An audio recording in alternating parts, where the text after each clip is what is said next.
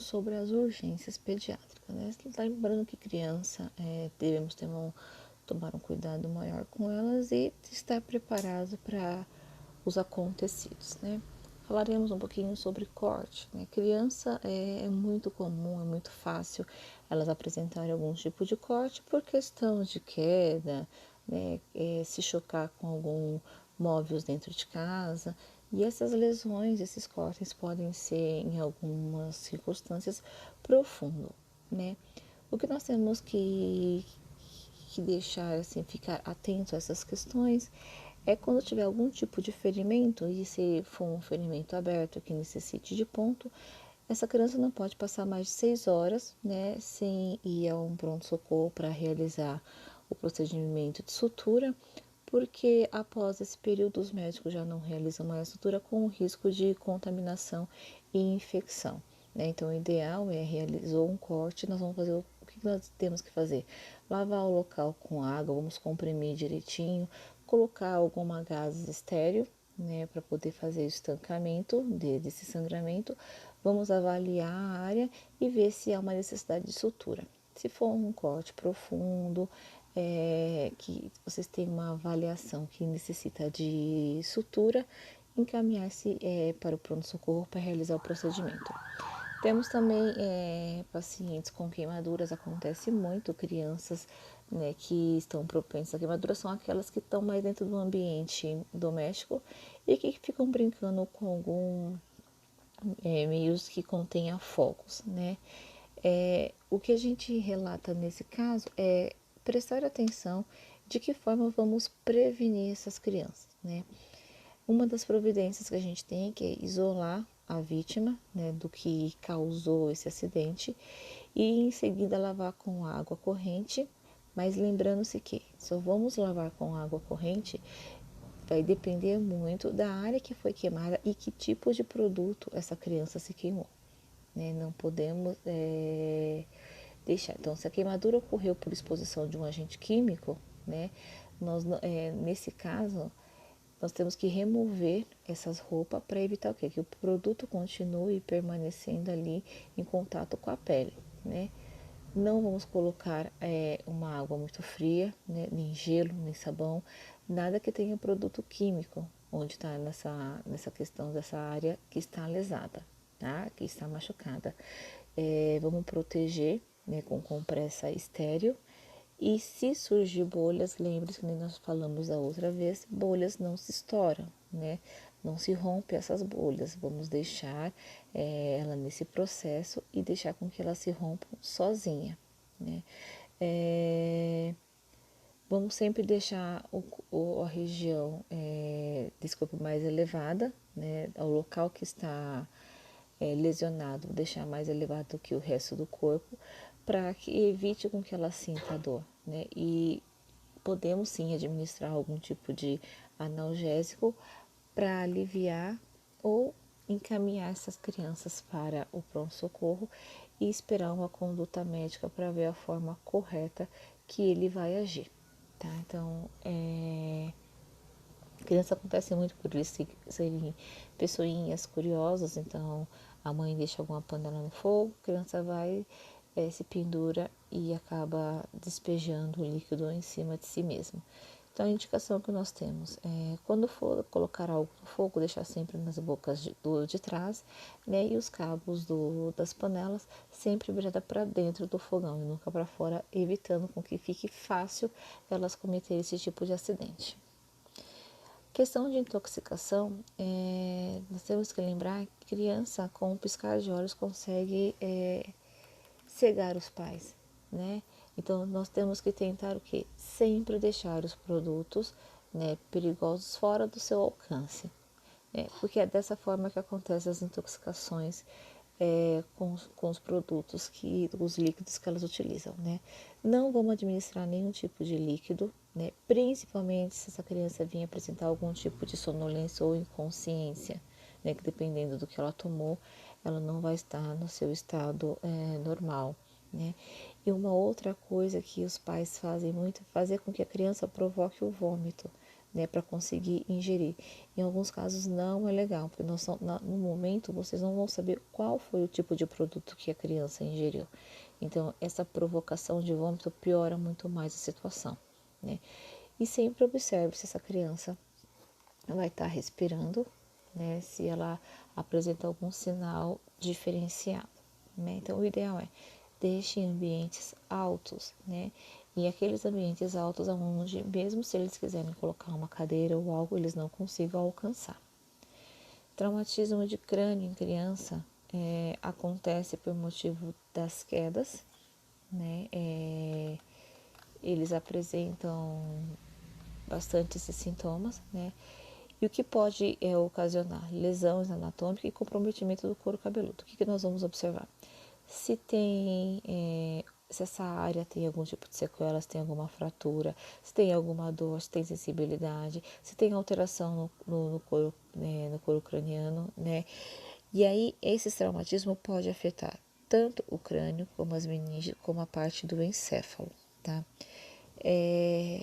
A criança apresentou algum tipo de sonolência ou alteração de comportamento, temos que encaminhar imediatamente, sempre lembrando, quando chegar ao hospital, informar o médico qual foi o motivo da queda, como que caiu, o que tinha próximo, se a criança após a queda, se ela chorou, se ela ficou inconsciente, se teve sangramento, se ela vomitou. Então, todas essas informações são importantes para a gente fazer uma avaliação neurológica dessa criança.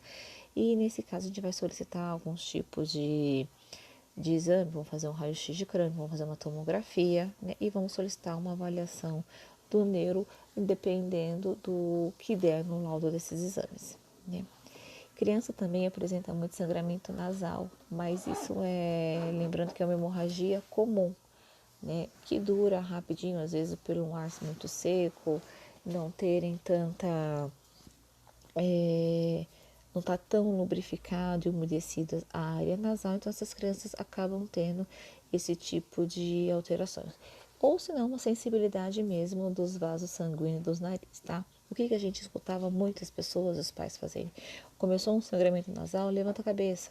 E não é o adequado, né? Temos que saber que não devemos deglutir o sangue, né? Que esse sangue pode ir para o pulmão, esse sangue no estômago pode trazer algumas alterações, então o ideal é senta a criança, coloca ela com a cabecinha inclinada para frente, vai pressionar o narizinho com o dedo, vamos fazer como se fosse movimentos de pinça, né?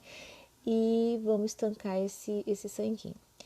Se possível, a gente vai aplicar uma compressinha fria para ajudar, né, na vasoconstrição desse narizinho e vamos afrouxando devagarzinho para ver se a criança tem uma melhora, né, nesse sangramento e evitar com que ela soe o nariz, para não fazer uma irritação profunda e não estimular ainda mais esses tipos de sangramento.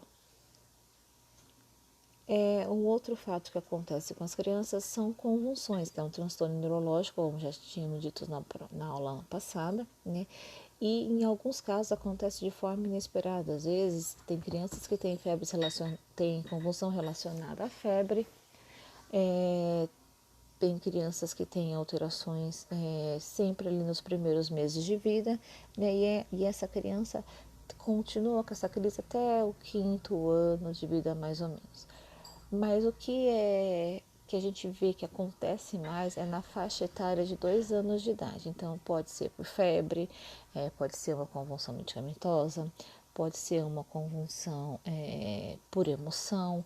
Né? Então, tem vários fatores. Como vamos saber quais são os fatores dessas convulsões? Só iremos saber quando realizar um eletroencefalograma e esse paciente começar a fazer avaliações com o neurologista, que ela vai estudar as situações e dizer o que aconteceu para essa criança ter esse tipo de crise. Se estivermos em casa, quando é criança, a gente sempre deixa num ambiente onde ela fique longe de objetos que venham a machucá-la, né? Sempre anotar a duração dessas crises, né? Se está tendo aqueles abalos musculares, né? A gente vai observar e vai ver se a criança está tendo a crise, se ela está respirando. Não temos que medicar, não temos que dar nenhum tipo de remédio por boca que seja líquida, né?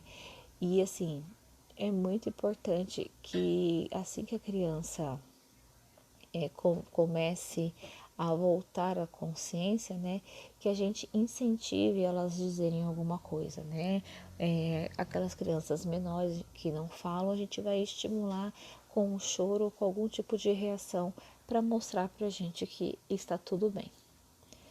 Tem também o que acontece bastante nessas emergências pediátricas, a criança que vai aspirar um corpo estranho. O número um aí nessa questão é as moedas, né? Crianças não podem ver moedas que elas estão ali colocando na boca, e nessa de colocar na boca elas acabam ingerindo, né?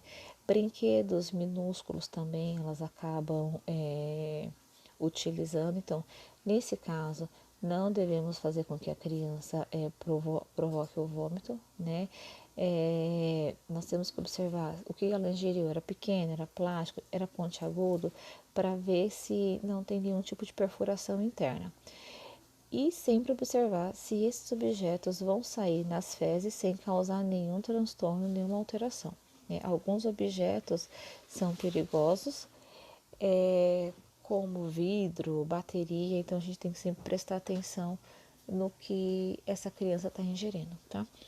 Nesse caso, vai levar ao pronto-socorro, vai ser realizado um raio-x, em alguns casos fica em observação até a eliminação desse objeto, né? Então, nós vamos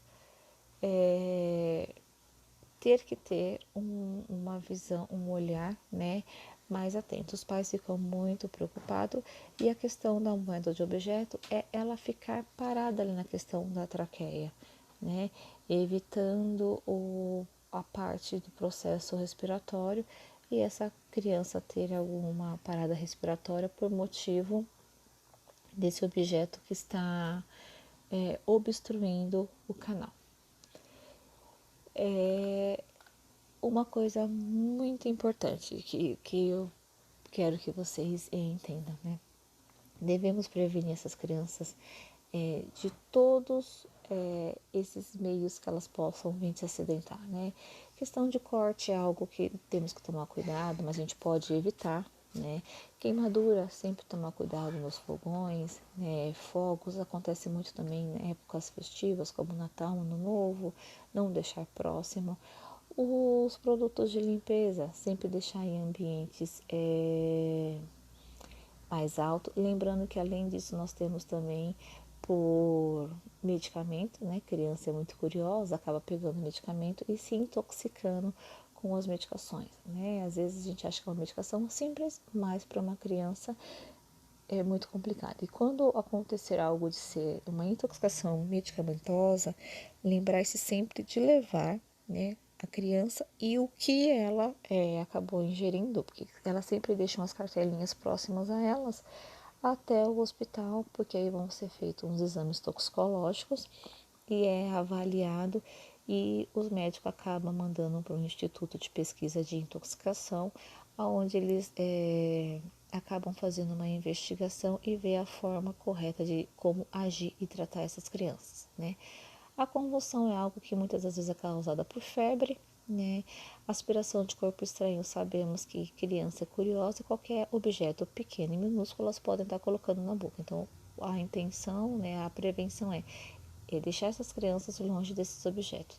E o sangramento nasal que é ocasionado muitas vezes por aquele ar muito seco, ou a criança passou muito tempo no sol, tem uma fragilidade nos vasos nasais e acaba obtendo esse tipo de sangramento, né? Mas são algo que não é tão assustador e que não tem tanta importância. Só temos que tomar a prevenção de, na hora de fazer o estancamento desse sangue, não deixar a criança com a cabeça para trás para ela não ingerir esse sangue, sempre sentar ela direitinho e deixar ela com a cabecinha para frente, fazendo movimento de pinça e colocando um gelinho para estancar esse sanguinho, né? Em todos os casos, devemos levar a criança até um pronto-socorro para elas serem avaliadas da melhor forma possível, né? E lá a gente pode ter algum tipo de noção, porque algumas crianças apresentam algum trauma por motivos de agressões domésticas. Então, nós não podemos descartar essas questões e sempre encaminhar a criança ao pronto-socorro. Muito obrigada, até a próxima aula.